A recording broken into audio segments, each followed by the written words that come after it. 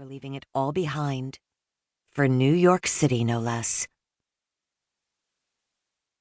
Sunshine pierced the sky the day the restlessness began. It was a glorious day in August 3 years prior. Gabe had just finished giving an impassioned talk on engaging culture at Trinity Grace Church on Manhattan's Upper West Side. We left our kids with their grandparents in Atlanta for the weekend, freeing us to bask in the city's glow. Our lively party headed to Le Monde immediately following, where we huddled over poached eggs and waffles, listening to Pastor John Tyson cast a vision for us to join him. His rogue Australian accent marked with passion made him difficult to ignore.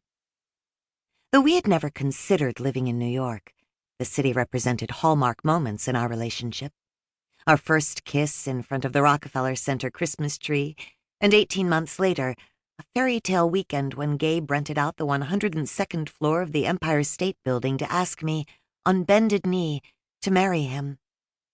The Big Apple was a fantastical city of lights, but it became a place of celebration for us, far removed from laundry lists and grocery shopping and paying bills. The thought that the two worlds might collide sounded crazy. Good thing we were up for crazy. The day progressed with John tour guiding us on a walk through Central Park. He must make a commission from New York City's Department of Tourism. The amble led us past babbling waterfalls, laughing children jumping in water sprayers, and bridges that overlooked rowboats. If you had walked the span of Central Park in the summer, you too would have been sold by the time you bit into an organic Applegate Farms hot dog straight from the food cart. As we explored various pockets of the city that weekend, we found ourselves craving more. We were unconsciously falling in love with New York, resonating with the determination and vulnerability in the faces all around us. After the final church service that evening in Chelsea, Gabe leaned over late-night coffee and sheepishly asked if I would consider living in this place. His coy grin attempted to conceal his excitement, but the gleam in his eye gave him away. I knew as I answered that my exhilaration matched his. The following months in Atlanta led to countless hours surfing Street Easy and the New York Times real estate section for apartment rentals and obscenely priced townhomes. But we would not be deterred. We could survive on rice and beans if need be. As the anticipation grew, our silence gave way, and we confessed to our friends that we would move the following summer. We had not yet determined how to relocate Q Ideas, a nonprofit we'd founded 7 years prior. Our work focused on educating Christian leaders in creative ways to engage their industries and cities. Even if we could get over that hurdle, we would still have to sell our Atlanta home in a debilitating real estate market, a process that would take 2 years. Yet the call to New York had grown so strong in both our hearts that running from these obstacles was not an option. Restlessness continued to build.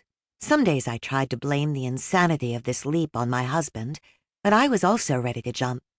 Something was tugging, pulling, screaming for me to make a dramatic alteration. A change that would mark the end of an era, an epoch of safety and security. I'd fought this moment for more than a year as I drove down the suburban highways and debated with myself, often out loud, looking for ways to rationalize the suppression of this urge for a change. In the end, I couldn't shake it. Something was calling, beckoning me into the unknown. I sensed life growing shorter by the minute, and I didn't want to live with regret. Funny thing about regret, it shows up only when you know you're supposed to do something and choose not to. So despite moments of kicking and screaming, I eventually surrendered. And once that decision was made, all the forces of Providence moved in the direction of New York. We figured out a way to transition our organization without ceasing operations, and our Atlanta home sold. Of course, we lost money on the sale, thanks to a flailing economy. But to quote Gabe, what's money when the other option is to put your life on hold? What began that night with friends at Barnsley Gardens as anticipation for this new adventure was overtaken by tears of pain. I wrestled in the moment with a sense of betrayal for leaving these dear ones behind. I was changing my fate, and I felt alone and uneasy, as if I were standing on the edge of the abyss of uncertainty. The tips of my toes hung over the cliff,